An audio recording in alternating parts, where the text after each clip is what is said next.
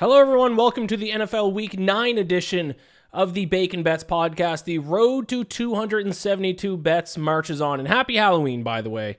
Halloween week, Halloween edition of the episode. I figured I'd whip out the classic bacon costume, which has been my go-to costume on Halloween. It is the namesake of this podcast. So I figured I'd toss it on for the Halloween week edition of the Road to 272. I'm recording this week's episode a little bit earlier than I usually do, and I have broken one of my rules. Usually I don't record until after Monday Night Football, and I don't bet on any games involving any teams playing in Monday Night Football till after the game, just in case there are any injuries or major line movements. I broke that rule tonight. I usually the podcast, because I don't start recording for the most part, at least half of it until after Monday Night Football. I'm usually up until like 2:30 in the morning after editing it and uploading it and finishing my article. I can't stay up that late tonight. No big deal. Running a marathon this weekend. I talked about it last week. Once again, not a big deal. But I can't simply stay up till 2:30 on marathon week. I'm eating clean.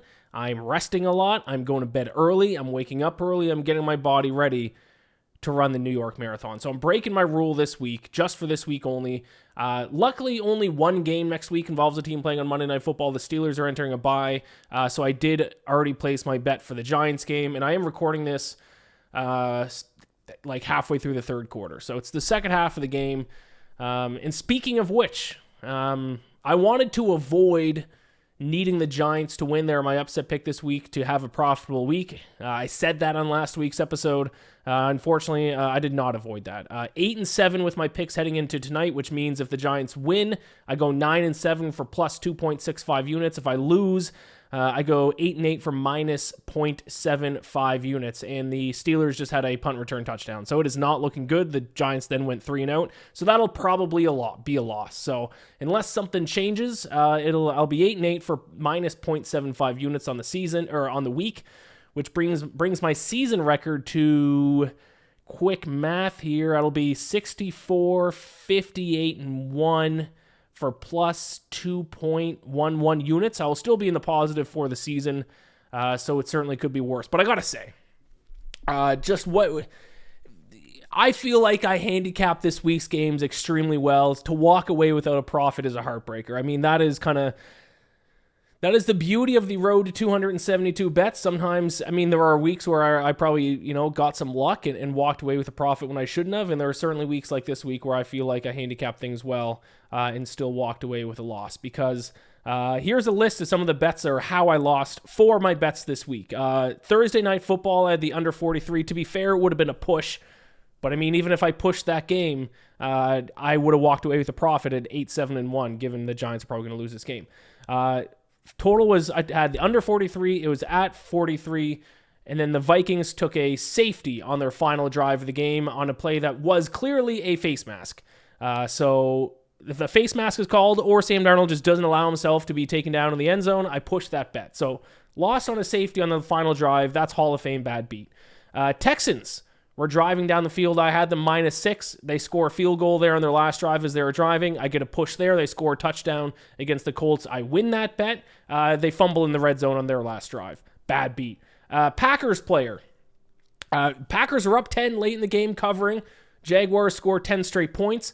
Packers had an easy, the Jaguars gave them a touchdown on their last possession. Instead of walking into the end zone, the guy took a knee. Now, that might not be a bad beat, because that was, in terms of winning the game, the smart move for the guy to take. Still, a stinger of a way to lose a bet. And then finally, of course, and if you follow me on Twitter, you saw this, the Commanders with a I don't think it was actually 70 yards. It felt like a 70-yard Hail Mary on the last play of the game to win. That was probably my fault. I tweeted after the Bears scored a touchdown and then a 2-point conversion. I tweeted Bears -2.5. Gambler giveth, gambler bless.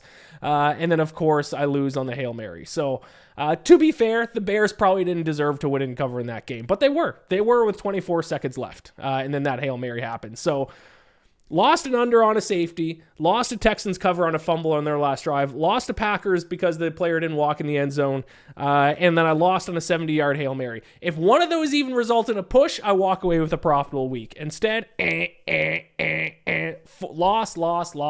loss. And then, of course, this game was tied too, and then we got a punt return touchdown for the Steelers on a play that was clearly running into the kicker. So it is what it is. Gambler giveth, gambler taketh away. Gambler really fucked me this week. So, I mean, unless the Giants make a comeback here, and I highly doubt they do, it kind of seems for the momentum to have completely switched in this game. I'll be sitting at 8-8 for a small loss in the week. Russell Wilson's throwing a bomb. Okay, incomplete. Surprised he didn't call a penalty there with the way the refs have been reffing this game tonight. Still profitable on the season, though, so I will take that. And as I mentioned, I am finally running that New York Marathon this coming Sunday. 42.2 kilometers, 26.1 miles. 26.2 miles, actually. 26.2 miles. This has been my long-term goal since I started running 2 years ago, was to run this marathon. I'm now 6 days away from doing it. My goal is to finish with a faster than average time. I think for a guy who could barely run a mile 2 years ago, who's a fat boy, who's now like a chunky boy, to be able to finish with a time in the, that's above average, I think would be a success. I'm certainly not going to be a top finisher on Sunday. Last year, the average finishing time at the marathon was 4 hours and 39 minutes. It'll probably get a little quicker this year based on things that I've looked at. So my goal is probably 4:35. If I can run it in 4 hours and 35 minutes, that'll be good enough to be an above average time. That is my goal for Sunday. If for some reason you want to, and I highly doubt anyone cares or wants to, but you can track me as I'm running. If you download the New York Marathon app, you can actually live track me as I'm running. See if I can stay on pace. I'm nervous for the last 10 kilometers, the last 6 miles, because the longest run I've done was 34 kilometers, so I guess it's really the last 8 kilometers, which are going to be tough. I've never run longer than 34 kilometers in a single run, and that's a bomb completed by Russell Wilson. Okay, game, set, match, Giants lose. I am 8-8 on the season. Couldn't drink to drown my sorrows with all those bad beats. Can't drink tonight. I had a fake cocktail last night with fake rum. I'm pissed. I need this marathon to be over. I need to reach my goal, and then I need to drink a lot of beer. And hopefully have a winning week of bets next week. I'm going to miss the entire first slate of games on Sunday. I think my start time is 10:55 a.m. Eastern. So by the time I'm done, it'll be, in the second half of the first slate of games. I'll probably finish at around, if all things go well, 3:30?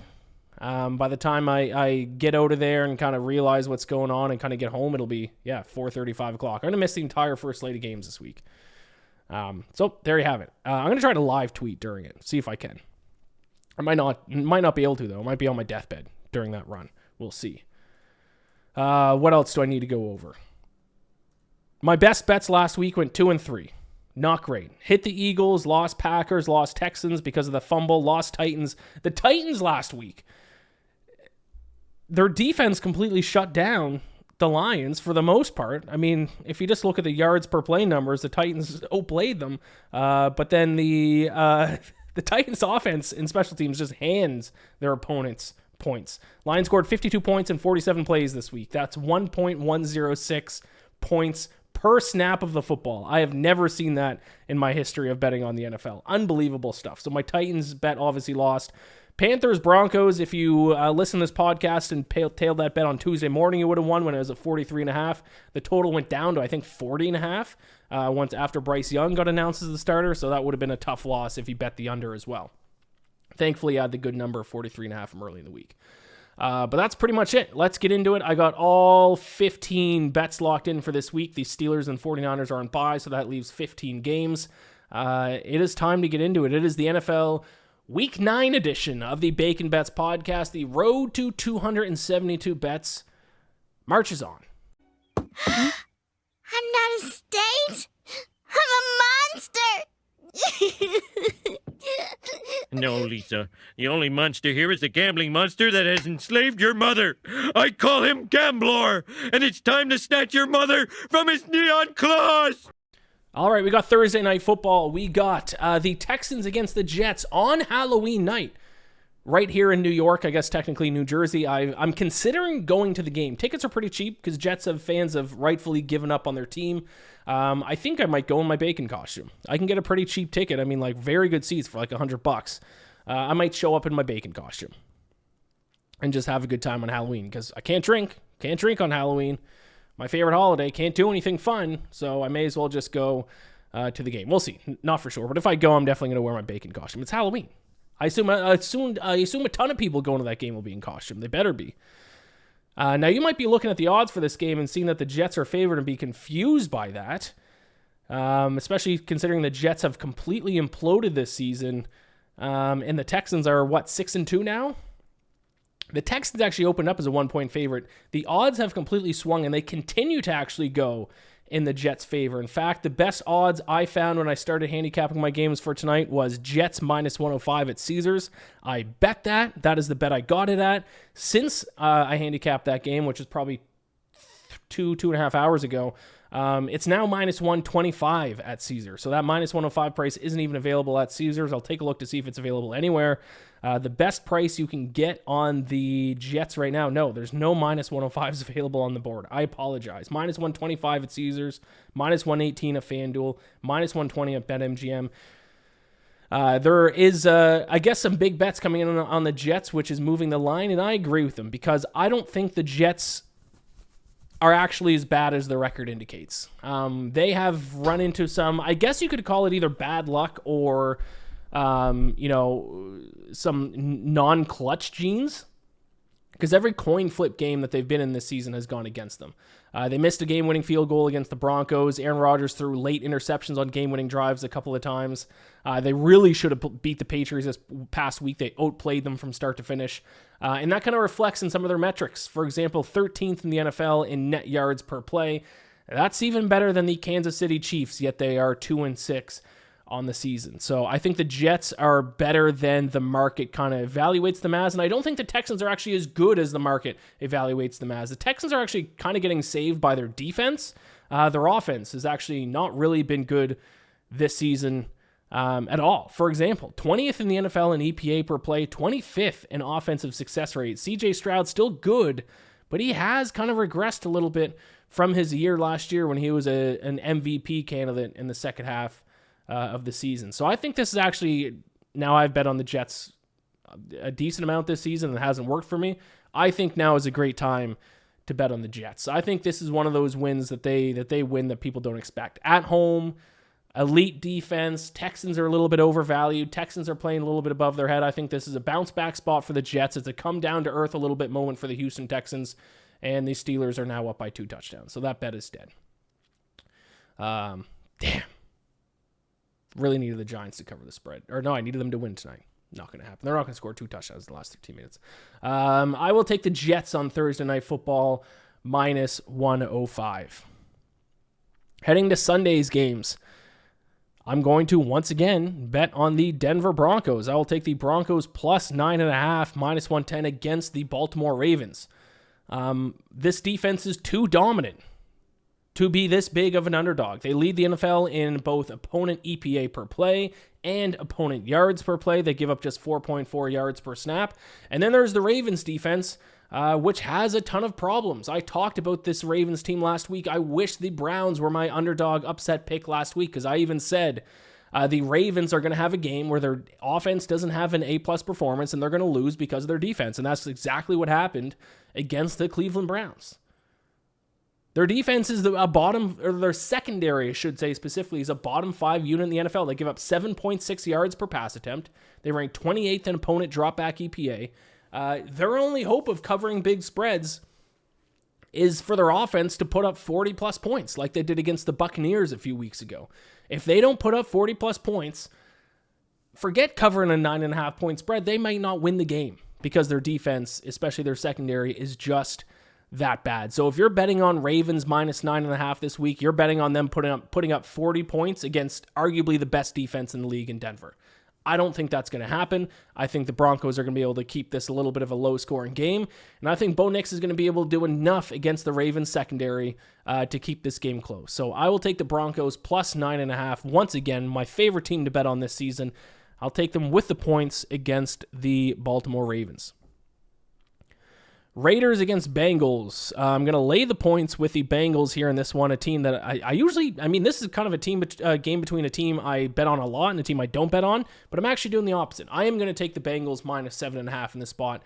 The Raiders covered against the Chiefs this past week, but that was a painful game to watch. The Raiders offense, I think right now, is the worst offense in the NFL. Alexander Mattison sucks. I don't know. They need to give another running back a chance, because Madison missing holes, misreading defensive fronts, not following his blockers, but yet they continue. They averaged 1.6 yards per carry against the Chiefs, but yet they ran the ball like 30 times. I don't know what Antonio Pierce is doing. I don't know what this offense is doing. Gardner Minshew can make some good throws, but he can also make some horrific throws, and he also turns the ball over a ton. The Raiders offense dead last in the NFL right now in EPA per play. So that's worse than the Panthers. That's worse than every other offense. Dead last in EPA per play. I don't think they're going to be able to keep pace with the Bengals offense, which is kind of built to beat up on bad defenses. Hopefully the Bengals get T. Higgins back. They are actually a much, much, much better offense when T. Higgins is in the lineup. If they can get T. Higgins back in the lineup, I think they walk all over this Raiders team. So I'll take the Bengals minus 7.5 against the Raiders. If you thought last week's performance by the Titans was going to make me stop betting on them, you haven't been listening to this podcast enough. Give me the Titans once again, and I will once again take them. They're favorites this time, -3, -115. I will take the Titans against the Patriots. I don't know if I've ever seen a team whose offense and special teams continuously, not only are they terrible, they actually have handed their opponents wins. They did it week 1 against the Bears. They did it week 2 against the Jets. They did it. Big return by the Giants, but probably needed the score on that one. They did it last week against the Lions. Their offense only just doesn't move the ball down the field. They also give their opponents like fantastic field position continuously, or just straight up just hands them points. With that being said, I can't get over the Titans defense. There's only one good unit on the field in this game. It is the Titans defense. The Patriots offense stinks. I don't know if Drake May will be back. Their defense stinks too. The Titans offense stinks. The Titans defense elite. So I will bet on the team who's playing on their home field and has the only good unit in this game. I'm going to bank on their offense and special teams, not just handing the Patriots points, but maybe I will live to regret that. There is a strong chance the Titans just continue to turn the ball over, continue to allow huge special teams plays, and lose the game this way. But hey, it's almost a sunk cost fallacy. I'm almost just so deep into betting on the Titans that I feel like I need to continue to bet on them and hope that they kind of get hot and then kind of recoup all my losses. I'm too deep into the Titans rabbit hole for me to back out yet. Because the moment I start betting on the Titans, they're going to start covering spreads. I know it. Sorry, I took a little sip of my decaf coffee. I'd love to have a beer right now. Can't do it.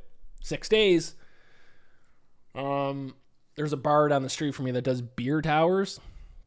Towers of beer. I've had to leave on long runs and I walk by that bar, which I enjoy that bar, and I walk by and I see people sitting at tables drinking beer towers and I get angry.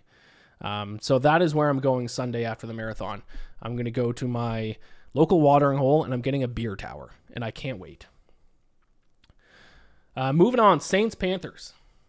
As stupid as I am for trying to get cute and betting on the Titans again, I'm not making the mistake with the Panthers. I have fallen for the Panthers trap time and time again. I know other bettors who continue to do it. They get cute. They look at the Panthers and they think, man, they're not that bad. And man, that's a lot of points to give a team. And man, their players get paid to play football too. No, enough. Enough with the Panthers. It's stupid. It's that graph. It's that graph where it's like an idiot on one end and then like a super smart person on the other end, and like the middle is like the majority and it's like the average person. Both the really stupid people and the really smart people, you just say bet against the Panthers. No matter what the spread is, bet against the Panthers, and it's the right strategy. Bottom 3 offense, bottom 3 defense. I mean, Andy Dalton, he may or may not play, not confirmed for this week. If it's Bryce Young again, Bryce Young sucks.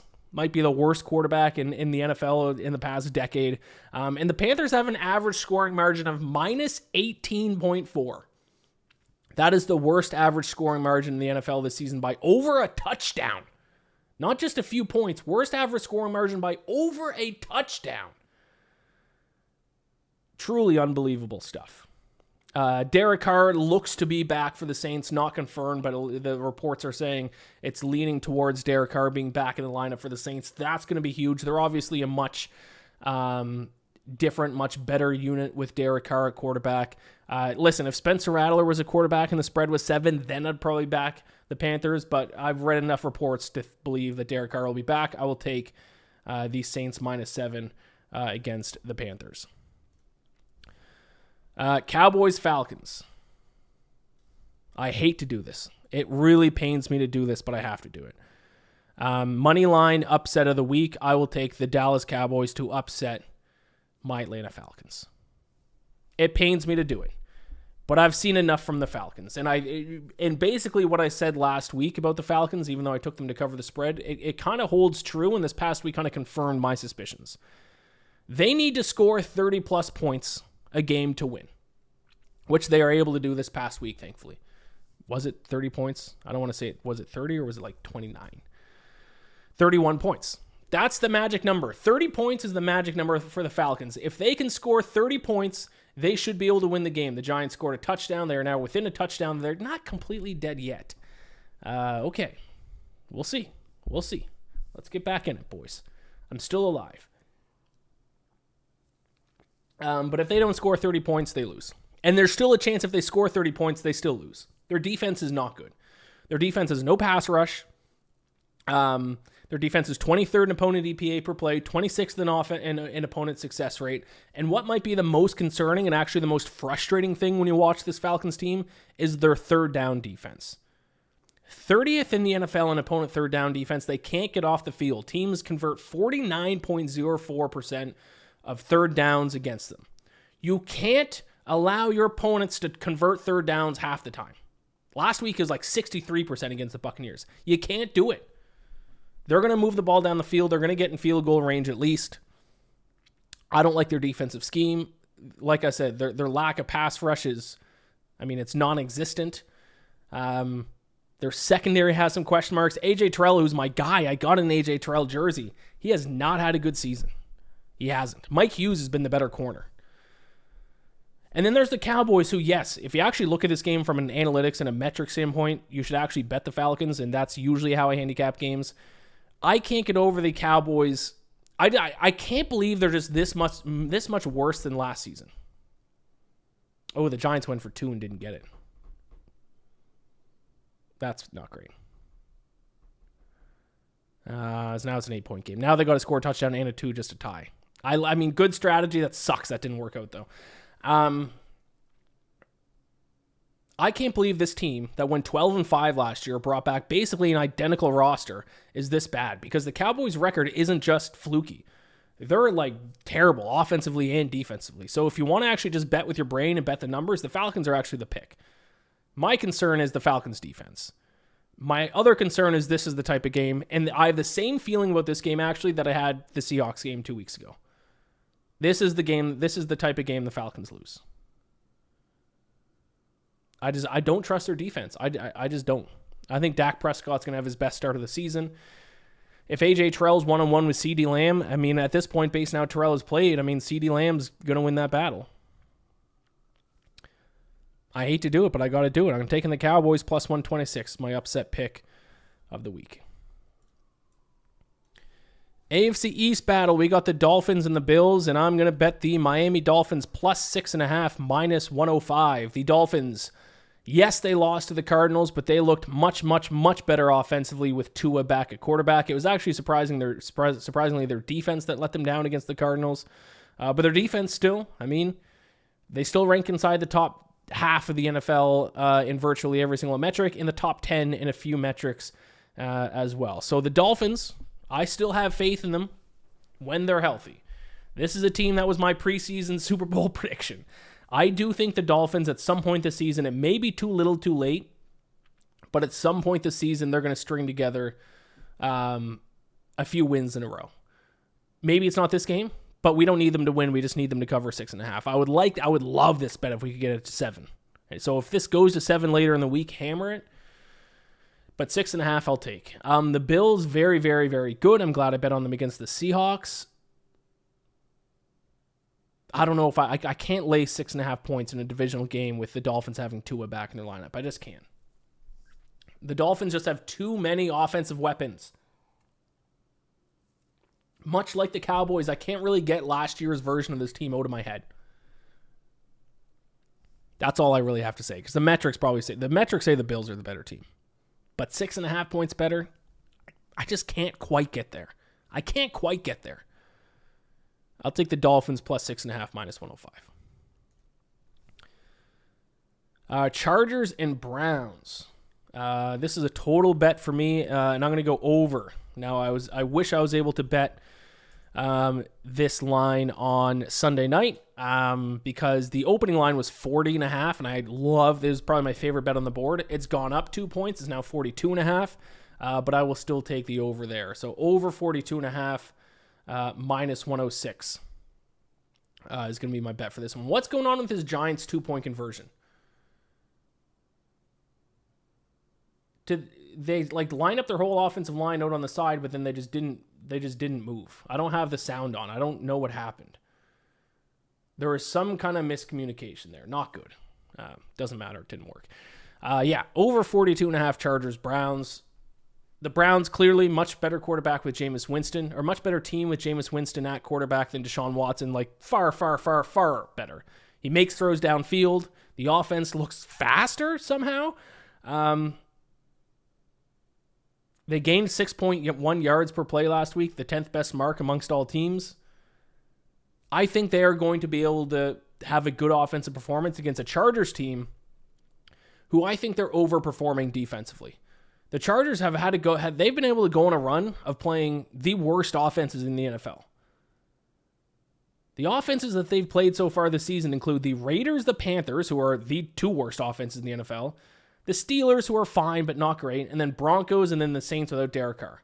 The 3 worst offenses in the NFL this season, Raiders, Panthers, and then the Saints without Derek Carr. They got to play all 3. Broncos' offense isn't much better. Steelers' offense is fine. I'm not saying the Browns are an elite offense, but I do think some of the Chargers numbers are overinflated because of the stretch of bad offenses that they've got the chance to play against this season.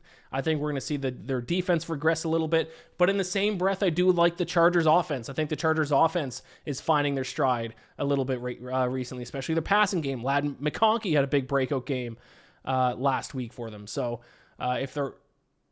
what a throw and catch by Russ. Okay, is Russell Wilson good? Maybe he's good now. I don't know. That's game, set, match. That's it. Fuck. So I think the Chargers defense regresses a little bit. I think their offense continues to click. I like the Browns offense a lot better with Jameis, obviously. Low total, so I'll take the over 42.5 minus 105 between the Chargers and the Browns. All right, we are halfway through the games. I'll take a quick break. I'll watch the end of the Steelers drive, and then I'll be back to break down the rest of my picks for NFL Week 9. All right, let's keep things going. We're going to start with the NFC East battle between the Giants and the Commanders, and like I said at the start of the show, usually I would wait till after the Monday Night Football game involving the Giants to place my bet on this, just in case there's any line movements. But I mean, we're 7 minutes left in the fourth quarter. I don't think there's going to be any significant line movements unless Daniel Jones gets hurt in these last 7 minutes. And even if he does, I mean, how much is the line going to move? Daniel Jones doesn't play. So I'm hoping for my sake, because I'm kind of breaking the rules here. The line stays relatively the same. When I bet it before Monday Night Football started, it was -3.5 in favor of the Commanders, and that is the way I'm going to go. I'm going to take Washington -3.5 at even money. Listen, if you watch this Monday Night Football game, I think you kind of agree. I don't think there's any way the Giants offense can keep pace with the Washington offense. I have tried to bet against Washington numerous times this season, thinking that they're going to regress at some point. We are now 8 weeks into the season. I think we can say they're not going to regress. They are, you could make the argument they're the best offense in the NFL right now. If not, they are top 3. If you look at EPA per play, they lead the NFL in EPA per play on offense. Let me bring up some success rate numbers here. 5th in success rate, 1st in EPA. And when you look at EPA, it is them, it is the Ravens, it's the Bills, and then the significant gap, and then the Lions, and then another gap, and then the rest of the NFL. And it's not just Jaden Daniels. They've also run the ball extremely well this season. They lead the NFL in actually 3rd in the NFL in rush EPA. They're 4th in the NFL in drop back success rate. 1st in the NFL in drop back EPA. The Giants offense, I think a lot of things got to go their way for the Giants to keep this within 3 points.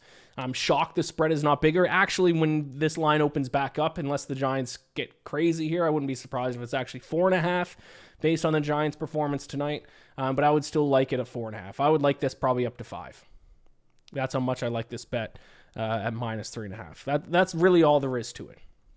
I know the Giants kind of kept this within 3 points last time these two teams played, but the Washington offense has actually kind of only gotten better as the season went on. So I will take the Commanders -3.5, even money against the Giants in Week 9. Eagles against the Jaguars. I said last week the Eagles are hitting their stride. They're finding their momentum. They will be considered. I don't think enough people are talking about the Eagles yet. They will be considered a true Super Bowl contender, the number 2 or number 3 team in the NFC, very shortly. So I will take them -7, -115 at home to the Jacksonville Jaguars.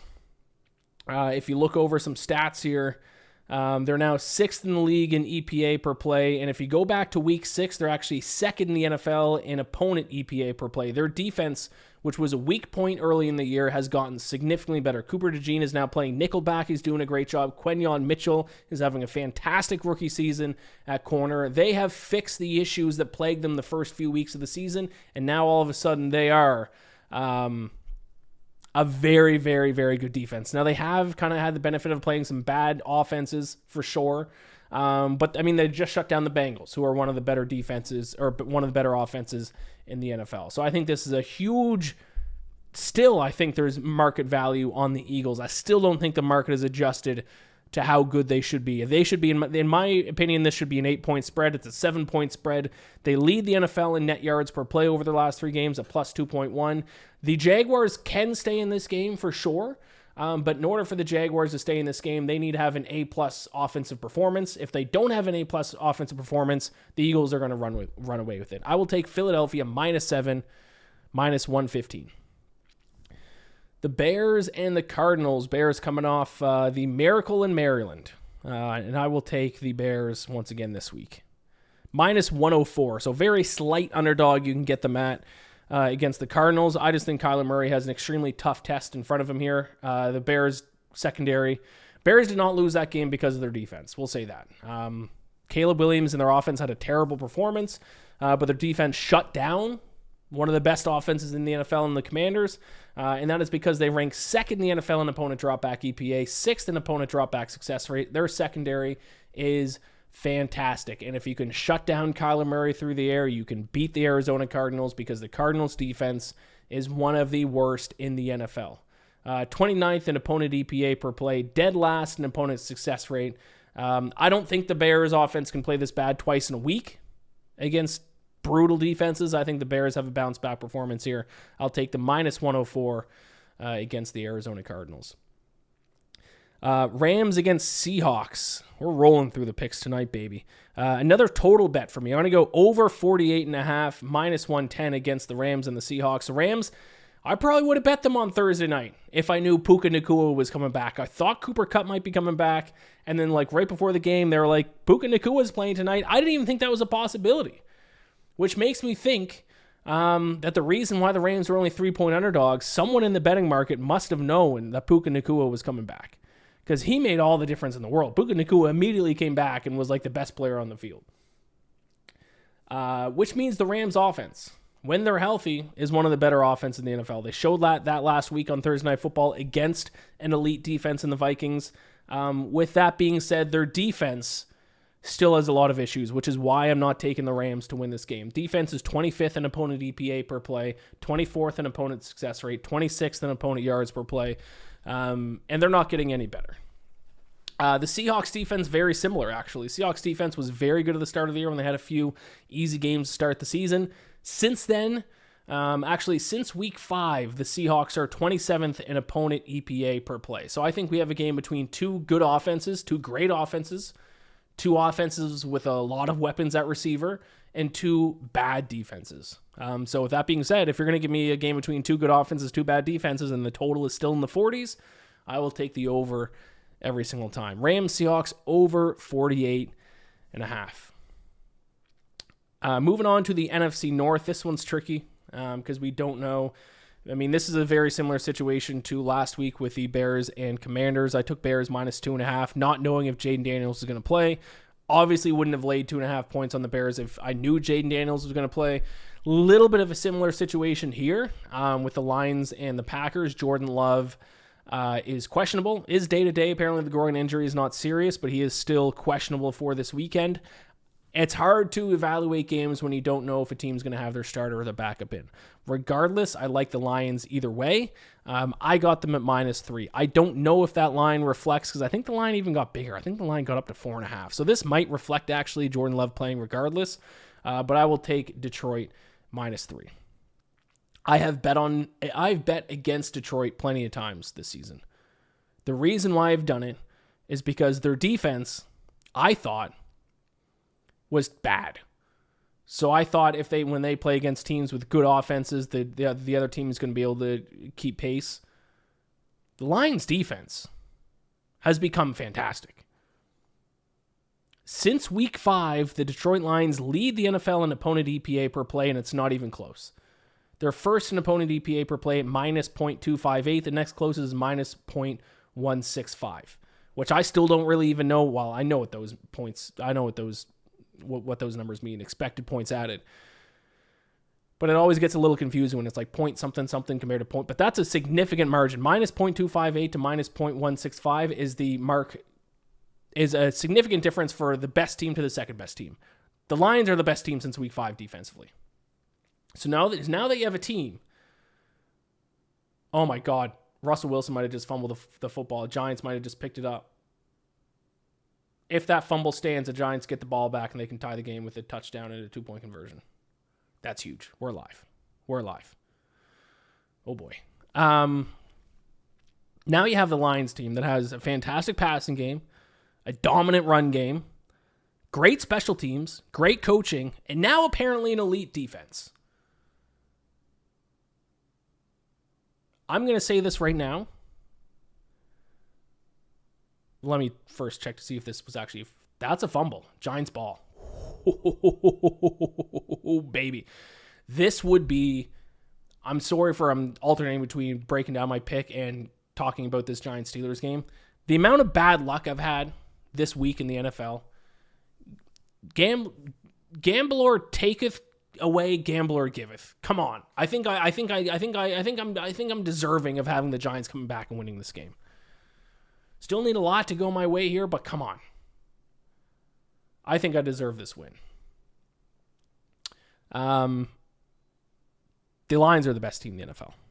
I'm going to say that right now. The Detroit Lions, and now I wish I had bet on them to win the Super Bowl earlier, because now they're like plus 850. I might wait to see if they lose this game and then bet them next week. The Detroit Lions, if they keep playing this well defensively, because that's the only thing that's held them back last season and the first couple of weeks of this season. If they keep playing this well defensively, they have zero holes. Zero holes. The Detroit Lions right now, I'll say it again, are the best and most complete team in the NFL. And if you were to ask me right now who's going to win the Super Bowl, I would tell you the Detroit Lions, which is crazy to say, but here we are in 2024. The Lions are the best team in the National Football League. Crazy. I'll take the -3 against the Packers, -115, even if Jordan Love plays. Packers are the definition of a good but not great team. They're not bad anywhere. They're not elite anywhere. The Lions are just a step above in every area of the game. I will take them to win by more than a field goal in Week 9. Giants still marching here. They're just outside the red zone. We'll see what happens. They still need a touchdown and a 2-point conversion, which is, I mean, they're on the 20-yard line. That's still asking a lot. Colts Vikings on Sunday Night Football. No brainer of a bet for me. I will take the Vikings -5.5. This actually opened at 7. It's been bet down to -5.5, so some big money coming in on the Colts. But I simply can't bet on a team that has Anthony Richardson as their starting quarterback. I truly don't know how the Colts are staying in games with Anthony Richardson as their quarterback. He's been one of the, not even only the worst quarterback we've seen this season, he's been one of the worst quarterbacks we've seen in recent history. I bet the under 16.5 completions last week, there wasn't even, the easiest bet I won all week. Even last week with the Colts in garbage time trying to come back, still, I don't think he touched it. How many completions did he have? 10. He had 10 completions, 10 for 32. This guy stinks. Dead last in the NFL in EPA plus CPOE, not even close. That's worse than Andy Dalton, Deshaun Watson. I mean, that's worse than every single other quarterback. Spencer Rattler. Name any other quarterback in the NFL. Anthony Richardson is worse. And expected points added plus completion percentage over expected. And now he has to go up against one of the best defenses in the NFL in the Vikings. So the Colts' only hope of staying in this game is running the football. But guess what? The Vikings defense leads the NFL in opponent rush EPA, second in the NFL in opponent success rate. The Colts might get shut out in this game. So I don't know who's betting on the Colts. It won't be me. I will take the Vikings -5.5.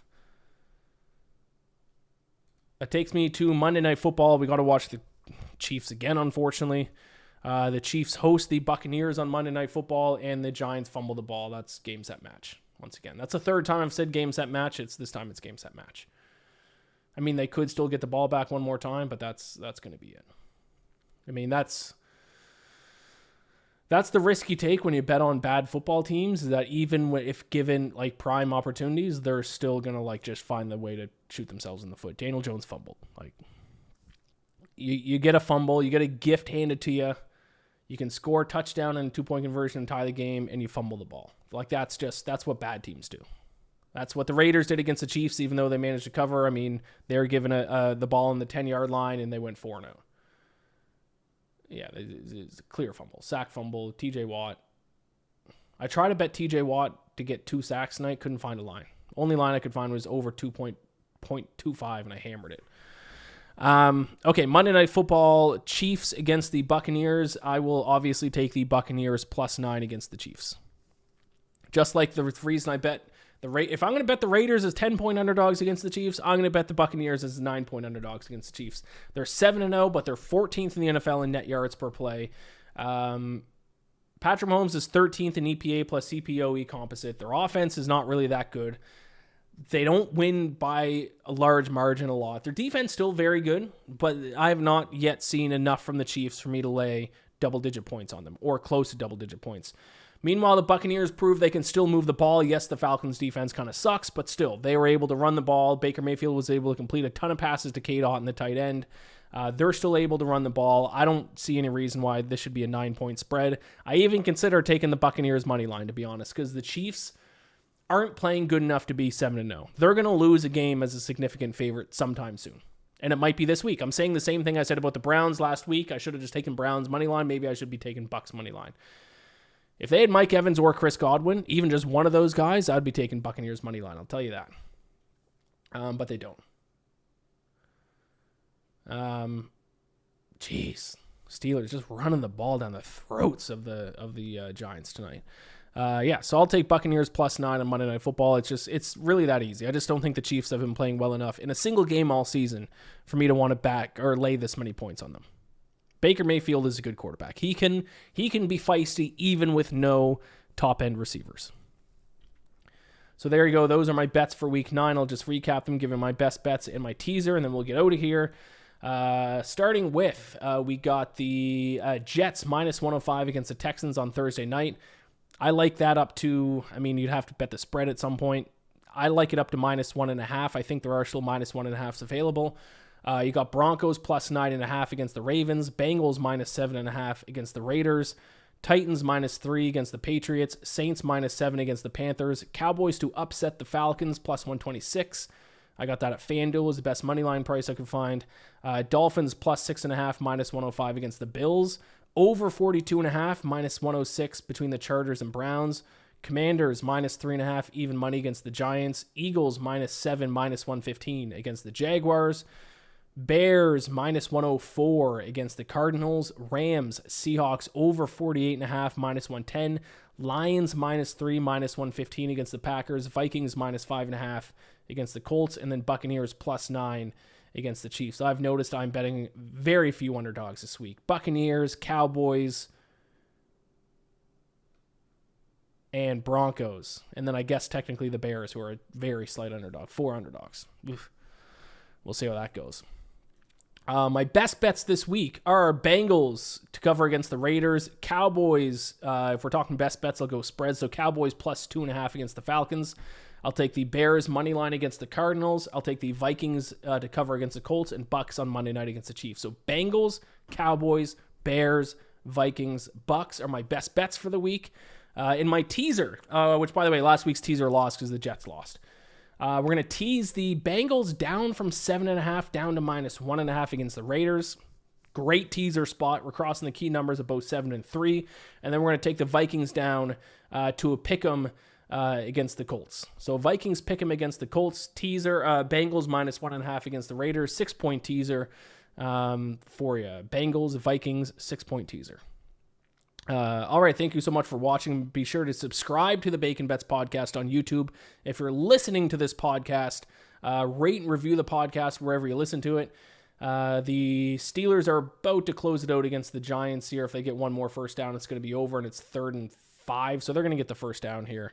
And that will bring me to 8-8 on the week for minus 0.75 units, and I'm up like 2 units on the season. So I'll be back Wednesday night, episode out Thursday morning with my top 10 player props for week 9. I'll see you then. Best of luck. Gamble or bless. The road to 272 bets marches on.